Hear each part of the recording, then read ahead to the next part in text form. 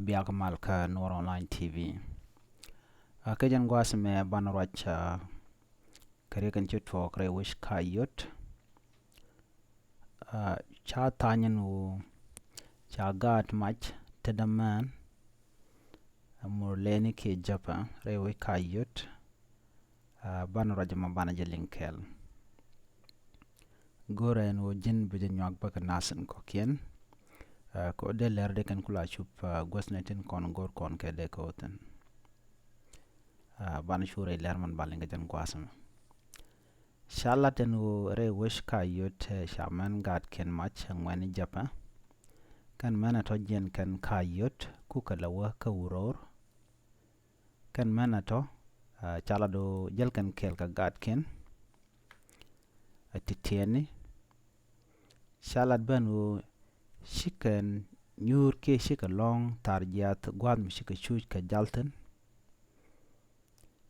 en gwasmo mateka nyur kama washu ngwani japa shuka shushun ke shuka chukan rar gwad dana shika rodian tawten ka shukan men chukan ga shuban ngwasmo shuka men chukan ga kep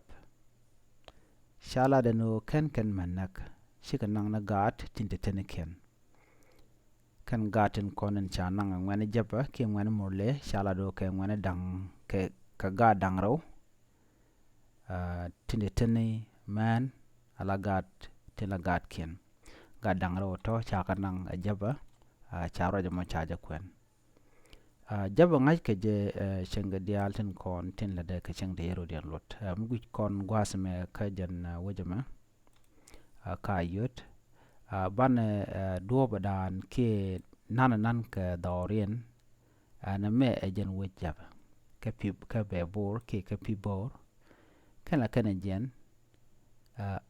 de yen ku gwasme lan me ejen uror gwadan kap ka natin jena ka ayot ku gleben ka uror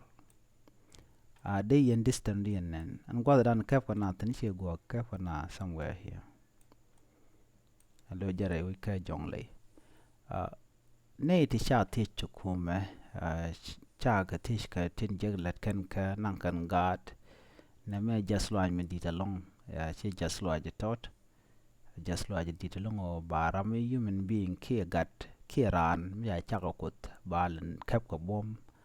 ram ran ba me cha ka kut ba beja na me goro gwesh mu gwa kan ga dang ro din chanang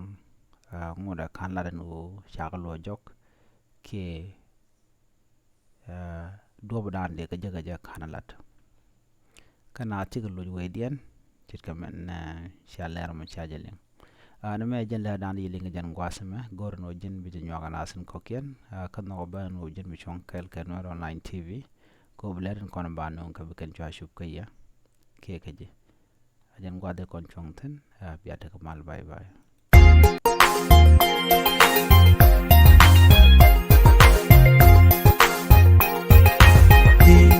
kumadami wewe tala hambu chuiti tala gammi bichuiti tala meti bilonti kumadami wewe tala hambu chuiti tala gammi bichuiti tala meti